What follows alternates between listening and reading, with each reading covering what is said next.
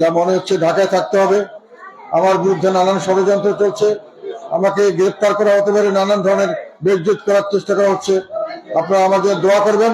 আপনাদের সবাইকে আমি ঈদ উল ফিতরের অগ্রিম অভিনন্দন, ঈদ মোবারকও জানিয়ে দিচ্ছি। সেই জন্য আপনারা একটা কথা হয়তো খেয়াল করেছেন, আমরা উত্তরবঙ্গের মানুষ সবসময় আমরা বিভিন্নভাবে বৈষম্যের শিকার হয়েছিলাম। সারা দেশ যতই কিছু উন্নতি করুক, উত্তরবঙ্গের মানুষ সেই উন্নয়নের স্বাদ কোনো সময় পায় নাই। সেই জন্য উত্তরবঙ্গের মানুষের একটা দুঃখ ছিল, একটা কষ্ট ছিল। সেই দুঃখ এবং কষ্ট থেকে উদ্ধার হয়েছে যখন আমাদের ছেলে আলহাজ হোসেন মোহাম্মদ এরশাদ, উনি দেশের শাসনভার গ্রহণ করেছিলেন। উনি সারা দেশেই উনি উন্নয়নের জোয়ার বইয়ে দিয়েছিলেন, কিন্তু উত্তরবঙ্গের দিকে, নিজের এলাকার দিকে ওনার একটা বিশেষ নজর ছিল, যার জন্য সেই সময় উত্তরবঙ্গের মানুষ সত্যিকার অর্থে বঞ্চনা থেকে মুক্তি পেয়েছিল, উন্নয়নের ছোঁয়া পেয়েছিল, সামনের দিকে অনেক আশা ভরসা তাদের সামনে দেখা দিয়েছিল। এই জন্য এরশাদ সাহেব এবং জাতীয় পার্টিকে উত্তরবঙ্গের মানুষ, রংপুরের মানুষ সবসময় আমাদের জীবন দিয়ে সবসময় আগলিয়ে রেখেছে। যেহেতু আমরা উত্তরবঙ্গের মানুষ বৈষম্যের শিকার, আমরা রাজনীতিতে বৈষম্যের শিকার হয়েছি।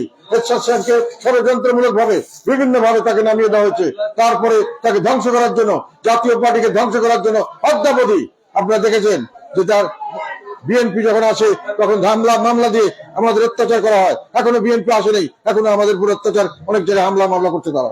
এবং একই সঙ্গে আওয়ামী লীগ এসে আমাদের দলকে ভাগ করে বিভিন্নভাবে আমাদেরকে ধ্বংস করার চেষ্টা করেছে।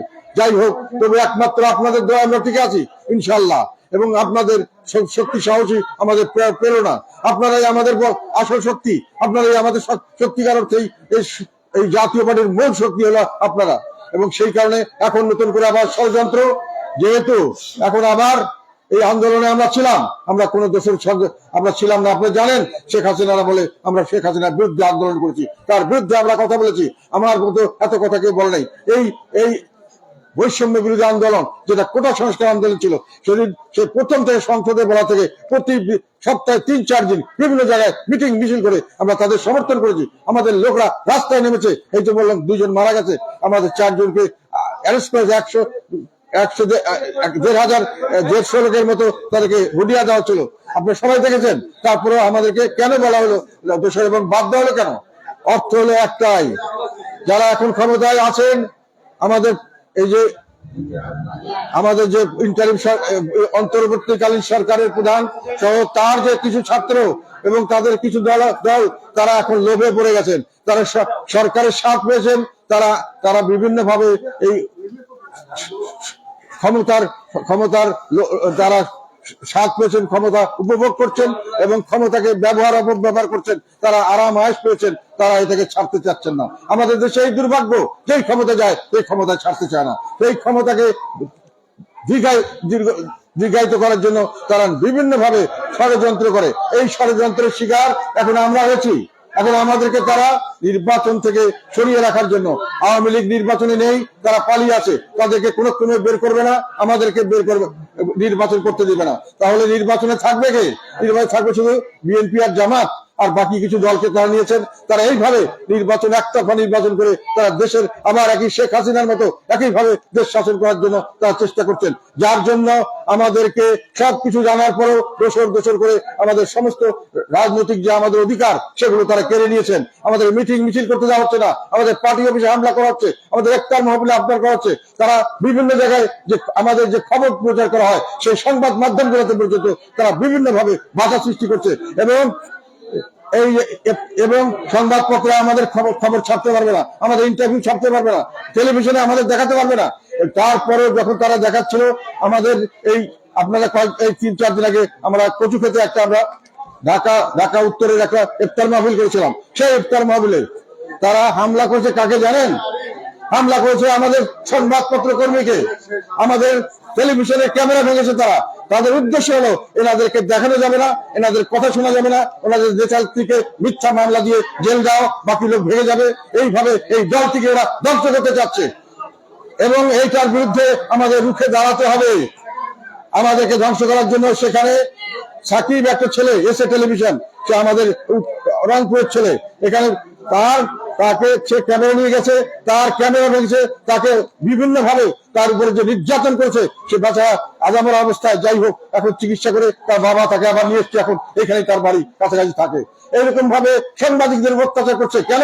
যে আমাদেরকে যেন মানুষে ভুলে যায়, আমাদেরকে তারা দেখতে পারে না যে আমাদেরকে তারা কিছুতেই ধ্বংস করতে পারছে না। বিএনপি জামাত সবাই এখন এই নতুন দল এসেছে, আমার বিরুদ্ধে বিভিন্ন ভাবে মিথ্যা খুনের মামলা দিচ্ছে, আমার বিরুদ্ধে দুর্নীতি দমনের মামলা দিচ্ছে।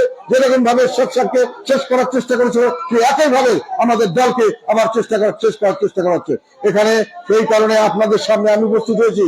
আমার ভাইয়েরা, আমার বোনেরা, আপনারা কি আবার সেই বৈষম্যের শিকার হবেন, তাদের অত্যাচারের শিকার হবেন এবং অন্যায় ভাবে আমাদেরকে দাবিয়ে রাখা হবে? এটা কি আপনারা মেনে নেবেন? সেইভাবে প্রস্তুতি নেন। কোনোখানেই এমন কিছু মানুষ যাতে বুঝতে পারে জাতীয় পার্টি থাকবেই আর থাকবেই এবং থাকবেই, জাতীয় পার্টিকে কোনো ক্রমেই আমরা মানুষের মন থেকে মুছে দিতে পারবে না। এবং সেই জন্য প্রোগ্রাম করবেন, সরাসরি মাঠে যাবেন এবং যে আপনাদের বাধা দিতে আছে তাকে প্রতিহত করবেন। মানুষের মনে আমরা আছি এবং মানুষের মনে আমরা থাকবো। মানুষ আমরা কোনো, এই যে রংপুরের মানুষ শান্তিতে আছে না, চাঁদাবাজি আছে, টেন্ডারবাজি আছে, বিভিন্ন জায়গায় অত্যাচার করা হচ্ছে, মানুষকে লুট করা হচ্ছে, বাড়িঘর দখল করা হচ্ছে, কিছু করা হচ্ছে না, শান্তিতে আছে রংপুরের মানুষ। যেহেতু আমরা এখানে ছিলাম, আমরা সমস্ত দলের লোককে আমরা আশ্রয় দিয়েছি, বিএনপি বিপদে বললে আশ্রয় দিয়েছি, আমাদের জামাত বিপদে পড়েছে আমরা আশ্রয় দিয়েছি, মানুষের সেবা করার চেষ্টা করেছি। আমরা শান্তির ধর্ম, আমরা শান্তির রাজনীতি করি, আমরা সহযোগিতার রাজনীতি করি, আমরা বন্ধুত্বের রাজনীতি করি, আমরা ঘৃণার রাজনীতি করি না, আমরা প্রতিহিংসার রাজনীতি করি না। কাজে আপনারা প্রস্তুত থাকবেন, আপনারা প্রস্তুত থাকবেন। আমাদের উপর আঘাত আসলে আপনারা যাতে উঠে দাঁড়াতে পারেন, আমার জন্য নয়, জাতীয় পার্টি, এই জাতীয় পার্টি হলো এই উত্তরবঙ্গের মানুষের পার্টি, জাতীয় পার্টি হলো রংপুরের মানুষের পার্টি। রংপুরের মানুষ, উত্তরবঙ্গের মানুষ যদি তাদের ন্যায্য হিসাব চায় জনগণ দেশের থেকে, তাহলে জাতীয় পার্টিকে বাঁচিয়ে রাখতে হবে, জাতীয় পার্টিকে ধ্বংস করার ষড়যন্ত্রকে মোকাবেলা করতে হবে। তারা এখন আমাদেরকে বাদ দিবে আবার সেই হাসিনা সরকারের মতো। তারা যেমন বিএনপি আর জামাতকে বাদ দিয়েছিল, আর আমাদেরকে আওয়ামী লীগকে বাদ দিয়ে নির্বাচন করে একটার পর হবে জোর করে নির্বাচন করবে। তারা আমাদেরকে নির্বাচন করতে যাওয়ার যে সুযোগ সুবিধা দিচ্ছে না, নিরপেক্ষ রাখছে না, তাই হয়ে গেছে। আচ্ছা, এখন আজকে সময় যেহেতু শেষ, আপনাদেরকে শুধু এটাই জানাতে চাই, আপনার প্রতি আমরা অনেক কৃতজ্ঞ।